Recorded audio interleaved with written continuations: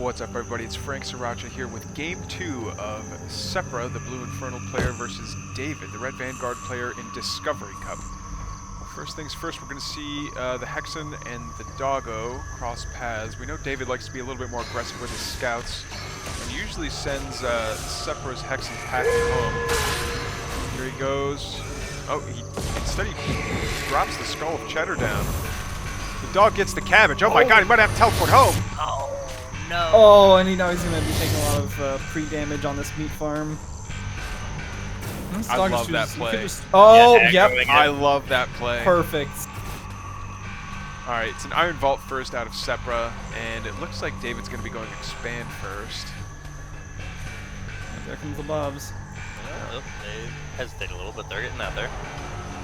The dog's going to get another cabbage. You know, I'm a little surprised that they don't put cabbage dots on the map. Like, you just have to know where they are. Yeah, that would be nice, wouldn't it? That would be nice. Maybe that'll be the huge content drop in, you know, 0.2. Oh, we're going to try to kill off some of those hogs. Oh, that's so going to take brutal. more damage. He's punishing that greedy Imagine if he fuck gets so the much. Priamog because of something like that. He might, especially later on. Once he gets a Lancer or two out, he'll easily take that thing down. Yeah. Alright. Oh, and he's going to build the shrine right in front of the dog. That's a choice. Gets a few cheeky nibbles out on the Hexen. Is he going to give it the skull? He's going to want to. Oh, it's going to be... If he brings that dog back, this is going to be a really risky play, but looks like Seppra's going to be safe for now. Blast it, but no, he's going to go grab a heal. Yeah, I don't know that initiating that fight with the Skull of Shadow was a good idea. Like, you could have saved that energy for a second skull on the Shadow Demon to get the bonus fiend, which he desperately needs because these fiends are dying so fast. Cheeky scout trying to get the last hit on that Shadow Demon for the bonus Luminite. Not that he needs it because his second base is up and running pretty well. Barracks is almost up. Shrine over here is almost up. Not quite perfectly perpendicular, so he's going to lose a little bit of efficiency, but that's not too big of a deal as long as you're close enough. And a sentry post. Okay, so David's expecting some aggression. He is going to see it in the form of a single fiend, but I don't know that a single fiend can like peck a Bob to death, especially when they have buddy heal like that. Yeah, it's maybe if you just leave them completely, ignore all your workers, but otherwise it's going to be tricky. He's going to be annoying, that's for sure. Yeah, it's a good wall around the natural, but it does leave the main pretty wide open. Oh yeah, that's what he's doing. He's doing like little zookeeper tycoon and keeping all those Bobs in their little terrarium. Alright, so what's the comp look like now for Seppra? Which is like Seppra has units, doesn't he? Oh, we're dropping down a lot. Real soon. There we A lot go. of melee Is that a going down. Hellforge? I think that was another Vault, a Conclave, and a Hellforge, correct? Yep. Yes, indeed. Yes, it is. You see the He's gonna be going scout for 3 taking fiends. this. Man, David's scout play is on point. I love how annoying he's being absolutely. with a single fast unit. On what was that? What was that Oasis map that we were just watching? Where Yeah. like I've seen people will use individual fiends to go out and like capture get capture points that are just unattended because people like to have a death ball instead of splitting up their armies to defend those points, which it's free. It's free capture points. You can actually use the Skull of Cheddar to technically cap points as well. That's one of my favorite tricks to annoy people. Do something like that right before you drop on them. Skull is so useful. So there we see the 3 Fiend coming from the Hellforge. A very cheap upgrade now. Although very lengthy. Yeah, that'll be finishing around 6 minutes. It's got a tiny, decent-sized army. They're about even on supply, so even with all that early harassment that Seppra took from that single dog, still able to catch up pretty nicely. I think we might see the Fiends run into Lancer Vulcan again. And, it's Seppra not where they want to having be! Oh, gonna lose 3 Fiends there. You know what? If he was smart, he would go in and deny the cabbage. Like, get the cabbage so that the Lancers can't, you know? Looks like he's trying to take that creep camp, but after killing off those 3 fiends, it looks like he wants to push this advantage, and he might get this out of position. Fake info. He's here.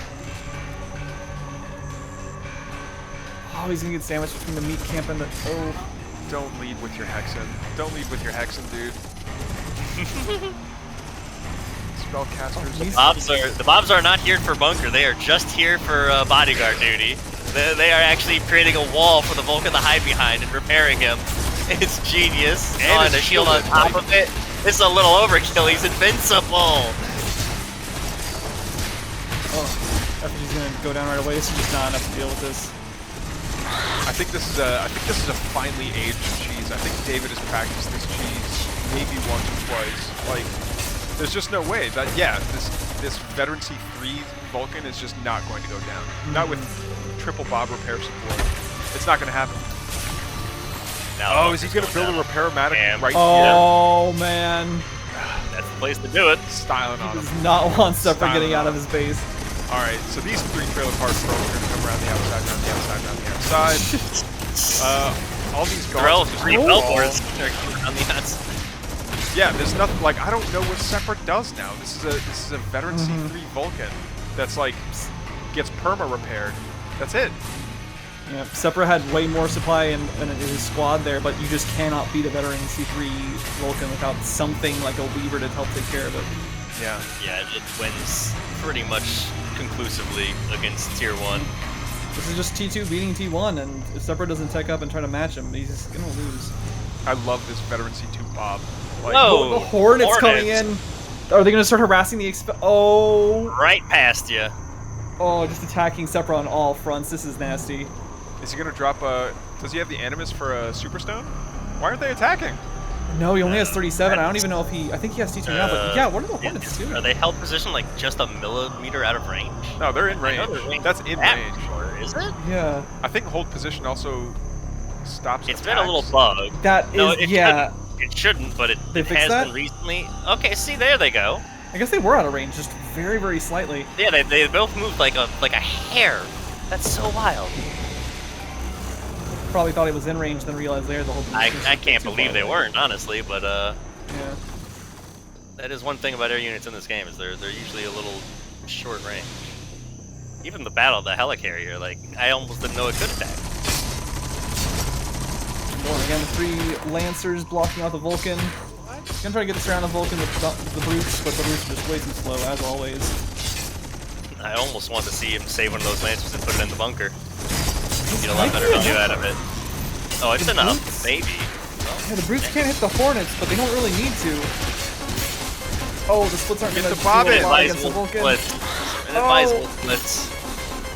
Nah, see, there it is, the Lancer Sentry. It's enough to help now. Yep. Okay, swap out the Bob. This is. Oh, man, I only got 6 more Gaunts coming in. You know, I will say I really thought it was over for Seppra, but he's putting up one hell of a fight. Ooh, lots of reinforcements. This might be enough to hold off, especially with the. Oh, and the Nightfall gonna be. We're taking out a bunker here. Oh, but the helicarrier coming in! I didn't even see the T3 tech switch. It's only got 1 bomber in it. Though. It's not gonna be enough. The Gaunts might be able to just take it out. Oh, but the paramedic letting that Vulcan just shred those Gaunts to pieces, and now he has nothing against that helicarrier. Helicarriers do put out good damage too, but I think about 36 DPS. And, now with that veteran C3 Bob. Veteran C3 for Bob. those super fast repairs. He's been there and done that. This is like when they give R2D2 like an award and like a scrubbing and stuff. Like, that Bob is earned it. It's only 1 helicarrier, but it's going to keep getting more bombers and do more damage without having to worry about any type of. You say only 1, it's 2. Oh. So I know veteran Bobs build faster. Do they repair faster too? Oh, I guess they don't repair faster. That's my fault. I thought the build C was both.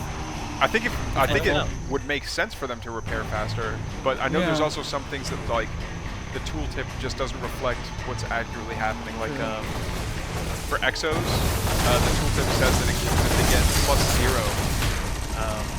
Range, but like they get like half a range. Yeah.